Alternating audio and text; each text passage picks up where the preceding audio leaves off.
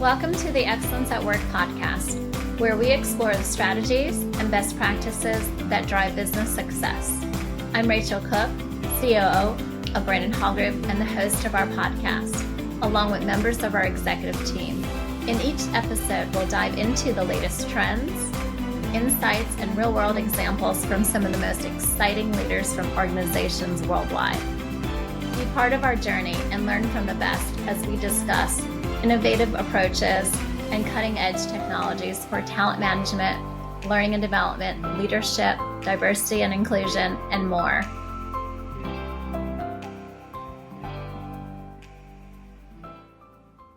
Hi, I'm Rachel Cook, the CEO of Brandon Hall Group and the host of our Excellence at Work podcast. Today, we are going to be talking about leadership development programs, what makes leadership development programs stick, the design elements, experiences, and practices that drive lasting impact. And our guests today are going to be sharing some of the best practices from their leadership program, in particular, that received a Brandon Hall Group Excellence Award just recently. So I'm excited to welcome our guests today. I'm very excited to have you both, and I can't wait to get started and have you share a little bit about some of the secret sauce and best practices and your collaboration here in putting together a really exceptional program. If you could, Amy, maybe share a little bit about your background and organization. Sure. So as you mentioned, I work at an organization called Altosham. We are a commercial food service equipment organization. So my role here focuses on talent and development. I like to think that my work sits at the intersection of data, people, and strategy. And so my role really focuses on helping our leaders make better decisions around culture, people, succession, and performance and potential. Great. Thanks. Thank you, Amy. And Nikki, can you also share a little bit about your background and your organization and the partnership that you both have? Yeah, absolutely. So, Nikki Palmer-Quaddy, my background is as a former executive. So, someone who within an organization rotated through multiple functional areas and was a shareholder in the organization. We scaled and sold that business, and I stayed on and integrated the two organizations and did that for long enough that I thought business acumen complete. Really, the part that stuck with me was how much fun it is to develop the people along that journey. So I took that and went into leadership development and also taught at the college level. From there, went and got executive coaching certification and kind of bring together that business acumen, former executive role with adult learning theory and instructional design, and bring that together with coaching capabilities, and just really love the work that I do. And I partner with organizations pretty similar to Altosham. They kind of fall in the sweet spot of mid-sized organizations that often are competing with much deeper pockets. And they have a way to compete through talent. And that's where our partnership with Altosham started.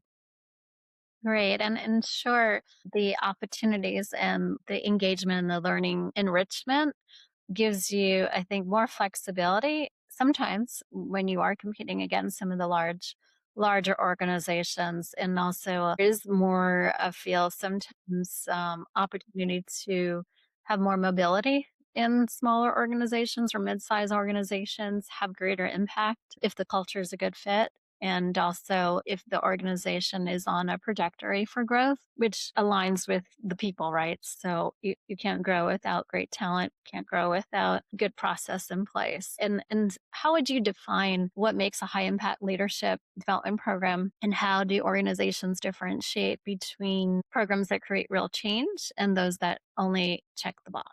Nikki, if you don't mind, I can jump in here. So one of the things that we were excited about when this program kicked off is that this isn't like sitting in a typical classroom where you learn something and you don't really use it, right? And so the skills that we're teaching in this leadership development program are really applicable. We're looking at each individual leaving the workshop for the day, for example, and really being able to utilize the skills that they're learning, even that same day. And so it is very much practical application. It's tied to our business strategy, and it also really focuses on the culture and the leadership behaviors that we want to drive. And so it's definitely not a check the box. It's very intentional. Do you have anything you want to add to that, Nikki? No, I think you said that really well. There's a lot of intentionality and it's very tailored. The program that we've designed is tailored to the organization. It's not going to be the same program that gets run anywhere else. And a big part of that is embedding the executives into the delivery of any kind of a workshop. It's kicked off by an executive. A portion of the agenda might be facilitated by one of the executives. Board member might make an appearance. They might help tell some stories about their background. So I think people appreciate that visibility and access to the executives in addition to them talking about how what they're learning is important. Come pay attention, but here's how we want it to make a difference. And I think that is part of what makes Altosham's program so special. And makes it not just off the shelf content, right? It makes it more specific to the leaders of the business. And we see when they are showing up, when they are depends on the scale of it, even if it's a video with their perspective, if they can't be there in person, obviously the more hands-on they are, the more opportunity that they can connect. You kind of have to acclimate based on the environment, right? And then, how do you balance the measuring the business performance as well as the individual growth, or not just the individual growth? Because I think that's also a lot that we see is competing for the budget for these programs. There's only depending on how expensive they are, depending on the size of the leadership, depending on what they want to accomplish and some of the gaps in leadership, who gets to be part of these programs, and then how do you balance the metrics of what the business is accomplishing versus the individual growth. Yeah. And I would say, Amy's looking at that organizationally for all of the spend on talent development. So there may be some people doing one-off executive coaching, for example. But in a program like this, where you're bringing together a cohort of leaders, we do have to make sure that we can tell the story of the ROI. And there is the individual component of it that's really important, where they are taking ownership for coming into this program, setting goals. We start off with the Hogan assessment so that they're learning about themselves, their tendencies, the things that might get in their way.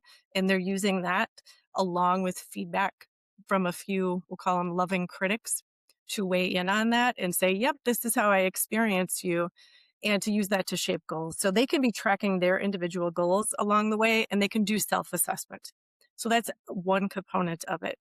In a cohort, kind of the beauty of it is that people are growing together and they're learning cross-functionally from one another.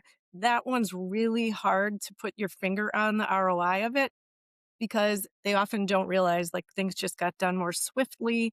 I understand. I don't talk about people in finance as them. They have names and I appreciate, what they bring to the table. So there's some parts that are trickier, but we try to triangulate a lot of data. So manager surveys along the way. So who that direct report goes into, what are they seeing? What is changing, if anything? They do that midway through the program and at the end. And probably the biggest thing with this program was the Capstone Innovation Program, which again is very specific to Altosham. Innovation and entrepreneurship is something they're trying to drive. And so the program mirrored that. You could see that we were trying to build business acumen, help them make a business case, and be able to figure out what is the ROI of our end product, which for them might have been an actual new product. One of them was. Some are continuous improvement, process improvement sorts of things, and they had to put a dollar amount to that. So at the end of that, you can add up all those numbers and come up with whatever the total is. And in this case, it was over 34 million. But those are numbers that get people's attention. And it's one of the components that I think we're going to see get amped up even more in the next go around of this program. And when you say 34 million, what did that attribute it to exactly? Can you define that a little bit further? How did you connect the dots between the metrics and the dollar amount? Yeah, I think so. The teams that worked in the capstone programs, first of all, that was a small group. So most people had 2 to 3 people. So in the case of the program where one of the groups came up with a new engineered product that would go to market and impact customers. They learned from one another. You had someone from engineering, you had someone from sales, a lot of different backgrounds, financial background, bringing that together. So they had to look at, what would be the sales opportunities over year. They had to capture some market data. So they were coming up with actual financials supported by whatever it was the focus of theirs was. So for some people, it might have been a cost savings to the organization, whereas in other cases, it was increased revenue. Okay, that's great. And I, we've used the Hogan assessment before and find that it's a great tool. We used it early on in our internal team here, actually a few times. So I'm very familiar. One of the tools we cover in our research as well. And, it's not as intuitive. So you really need to, from an expert or an advisor, kind of understand kind of the derailers, right? And how does that look? Because sometimes the derailer looks negative, but it could be positive. Right, right. Strengths and weaknesses, same coin, two different sides. Yeah, which really kind of gives you a unique perspective on how you look at things, I think. I think that's another spot where we got really fortunate having Nikki on our side as our advocate for this program because she is also a subject matter expert in Hogan. And so as she talked about, it really set the foundation and kicked off the program to really start with that self-awareness. And so not only is she, a coach, but she also helps us with the Hogan assessment and really understanding what the assessment means and what it means for our employee and coaching them along the way. So it does play a really big part in the program. And now they have something that they can continue to utilize throughout their journey. Whenever they get stuck and we have these conversations, it's, when's the last time you took a look at your assessment? Let's take a look at it. Where are you getting stuck? And what do we need to do to keep you on a good track to move forward? Yeah, it's a really great tool to kind of understand how others are communicating, right? And how to, if you know your manager is a certain type, okay, this is how I 100%. should kind of adjust the way that I share information or how I, interact With with, others. right. And it's not just the manager, right? It's your peers and it's also who you are managing. So it's a great tool. What are some of the other essential components do you find of the programs that you developed or the program that you developed that especially in an environment where you have a lot of demands and constant change?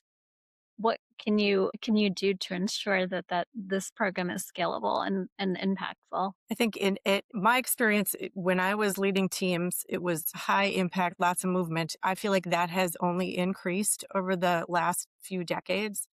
So what we know is that when we get people into a session, like an educational opportunity, we have to make the most of that time. So we've already talked about bringing in executives and board members, giving them time in the session, because I may not send them away with an activity that looks different than just their day-to-day job and experimenting with some new approaches. But then the other piece is that we bake in these reinforcements. So we'll send a follow-up article or video that would help, again, bring that top of mind. How can I put it into practice? We would pair them with a mentor. So there were mentor sessions in between workshops. We did one-on-one coaching, which really helps you bring it and personalize it to what you're facing. And the other one we did was peer circles. So in our case, we had a fairly big group, but we could break them into smaller peer circles so that they're reinforcing and building in accountability. So if there was something that was to be done from the last workshop, peer circle is a way for them to say, well, what did you get out of that? Or maybe like, I got nothing out of that. What did you get out of it? Right. But it's just a way to keep all of this top of mind when we know they're going to go back to their desk and have a new problem, a new issue, 20 emails. So we're just really reinforcing through the structure of the program that we're likely to build in far more stickiness than if we shower them with information and hope for the best and wait a few months and shower them with information again. I would also jump in to say, Rachel, when Nikki talks about the peer circles, by design, the group that went through this first cohort, they were from all over the organization. And these are people that typically wouldn't work together. And so we really created the space for cross functional collaboration, which is so important. But by design, it really helped to increase their engagement. They built trust with each other. As Nikki mentioned earlier on, when we talked about this innovation project, we had somebody in finance that was partnered with somebody that was a frontline leader. I mean, the learning that they took just out of their day to day conversations and then adding on the projects and the peer circles, they've now built that trust with each other so that when they're stuck, they have a safe space to go to say, this is what I'm experiencing. How would you handle it based on what we learned? And so we really saw that they built that trust and that cross functional collaboration with each other, and watching that kind of grow and unfold and still live today is something really special to see. I think this culture at Altosham, right, they're in manufacturing, whether it was through COVID or after, everything gets done in person. So there is certainly some flexibility built in how the work gets done here, but this is an in-person culture. So you design the program to match the culture. What is really nice is when you're bringing together groups that are from different areas, whether it's functional or regional, or Mhm. especially with global organizations, that they really have the opportunity to connect where they may not necessarily have had the opportunity in their daily job, right? Program. And I think a point that I didn't make, Rachel, that I think is important is that any kind of program like this, is awesome as it is with all those reinforcement components, is that they have to have an Amy in the organization that is really the glue where it keeps it all together, and it's reinforced in performance management, in succession planning, and in all these other elements. It's this big cohesive talent approach as opposed to this one thing we do and offer periodically, right? Stakeholder and that's also excited about it, right? Working on a real initiative that you're not just taking them out of their job, but you're bringing the learning to the work that they're doing. And it's really great to see how you've been able to connect that through the metrics and the revenue piece, because that's also not always easy to do.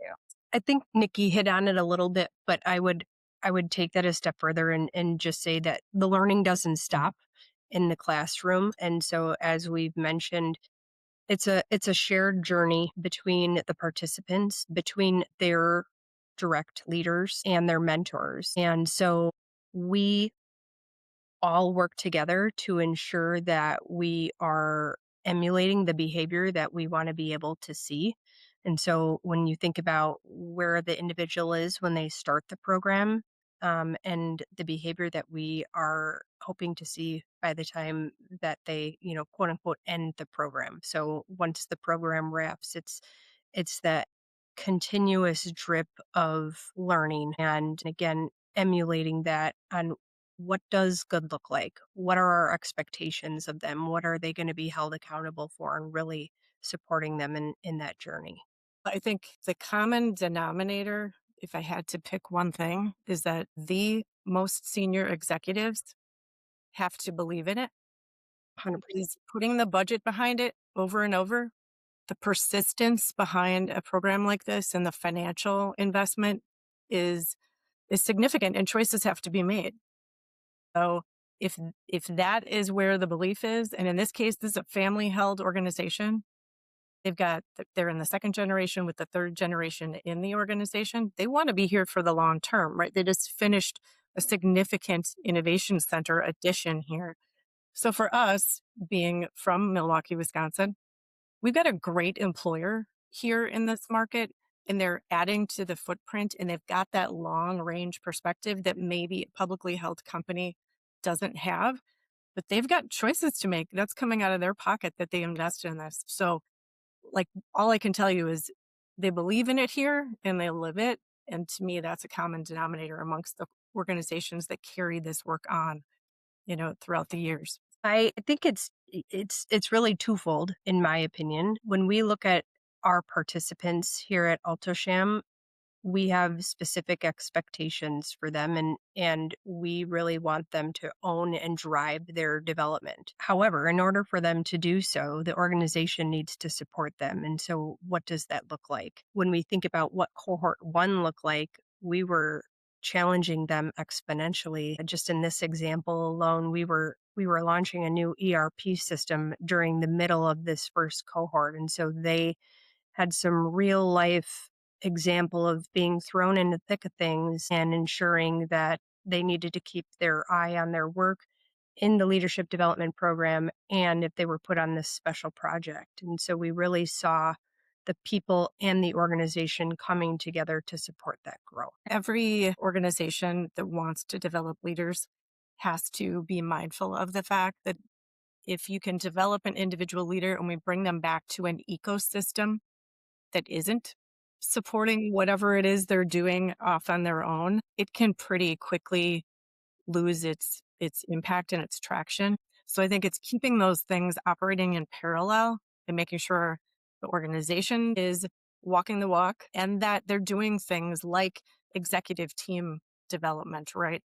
So as Amy's discussing this, you would hate, we don't have that here, but if you had an organization where the executive team is a mess and we're trying to put people through a leadership cohort development program, and they're like, well, gosh, that's not what I witnessed here within the organization, right?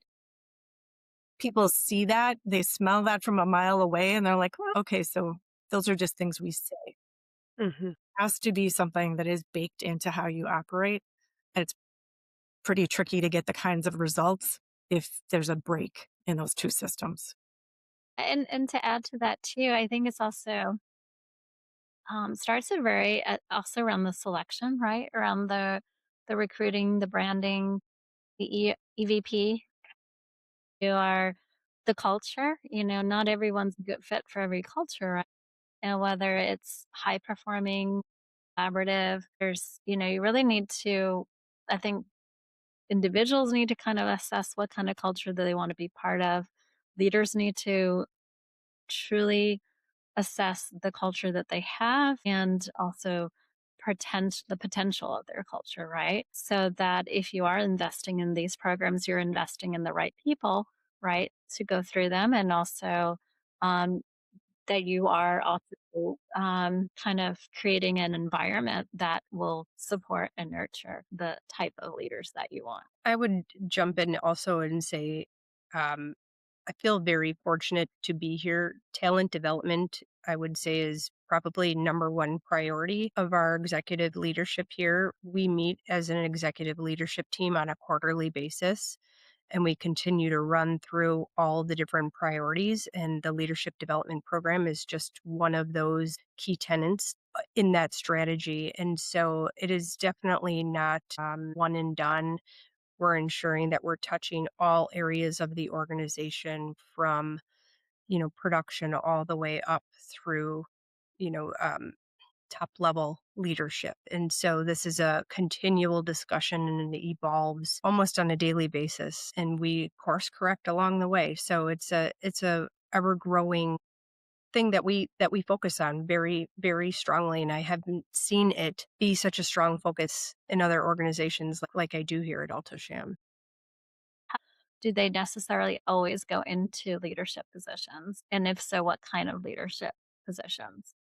Very good question. That's something that we're actually in the middle of digging into more. Because we're a smaller organization, we have to get very creative with what we do and how we retain and keep our high performers engaged and challenged. And so we're really looking right now at who are our high performers that equal great leaders, leaders of people, and then who are our high performers that are great subject matter experts. We've got some great technical subject matter experts that we also look at as high potentials. And so both of them, whether they're on more of a technical track versus a people leadership track, we start looking at that 70-20-10 model of how we get them the on the job experience, the networking, and then the classroom learning to, again, make sure that they're engaged and that we retain them. Are there any outdated leadership styles that we should eliminate. Nikki and I talked about this yesterday, and I think we both landed on the same one. And I experienced this quite a bit. Do you want to go ahead, Nikki? Yeah, I think it's the myth of the leader is like the all-knowing hero, that any one given individual has to have all of the answers and is like born to be the leader. Whereas, like in today's world, there's so much matrixed cross functional project work that gets done. And it's that ability to influence others, whether or not you have a direct line of authority with them or not, and to be comfortable not having all the answers, but bringing that humility um, into solving problems together. And problem solving, I think, in manufacturing firms as a whole, tends to be stronger because the manufacturing operation, if they're operating on lean principles, they'd really like everyone else in the organization to be thinking as well. What would you add to that, Amy? But you're right, we just talked about that. I think it was spot on because it's something that I see being in talent and development. I have such a great opportunity here to be really close to all of our employees, sit down and have great conversations with all of them. And once we identify somebody as in a growth pattern, I think a lot of people, there's this fear and this imposter syndrome, and they say, I'm not sure if I'm ready because I don't know all the answers. And I share this story that, you know, early on in my career, I've had some fantastic mentors that I still keep in contact with today. And I remember one specifically who got promoted into an executive position. And she said, people are going to wonder, do I have all the experience that I need to be over here? And the answer is no, but I know that I'm a great leader. I will learn some of these other things, but I'm going to lean on my people and others around me to help me continue to grow. And I need to feel comfortable saying, I don't know the answer, but I'll learn and I'll figure it out. And it's very humbling. And that's one of our leadership qualities here is having the humility to just say, I'm not sure, but I'll figure it out. So no, you don't have to have all the answers. No, and also, having the ability to connect people or to align resources and to navigate Exactly. across challenging situations and to be able to influence and be able to provide a good perspective or be able to not necessarily have the answers, but just be able to kind of create that flow and that environment where people feel that they're moving ahead in the right direction. I agree. I agree 100%. I think the other one is that strong leaders never show doubt or vulnerability. And that's a good one that I like to myth bust as well. Some of the greatest leaders that I've seen, especially during COVID, right, show a lot of vulnerability. And that's what we look towards. It gives you that sense of ease. And so you don't have to always be that stoic person. That's great, and that helps build trust. That helps build Exactly. connection in relationships so that you're more likely to influence people that trust you. Well, thank you both for being here with me and sharing about some of the examples and best practices. I'm so excited to see you both here in a few weeks at our Excellence Conference in February at Palm Beach. Anything that you two would like to share or wrap up today before? I just want to thank you for the opportunity for today and thank you for allowing us to share on what Altosham has to offer on our great leadership development program. Thanks to the partnership with Nikki. Thanks. And Rachel, we're really excited. I think Amy and I both get really inspired by the conference experience that you're cultivating and curating. Getting together with other people that are like-minded and who are doing really innovative things in the area of talent development. The fact that you're bringing together that group, I think it's great for all of us, and we all come away ready to bring that back into our clients and into our organizations and just have a really positive impact. So thanks for what you're doing. Thank you, Nikki. Thank you, Amy. Have a great week and stay healthy in the new year here and keep doing great things. Can't wait to see you both very Thank soon. you. Thanks, Thank you, Rachel. Rachel. Take care.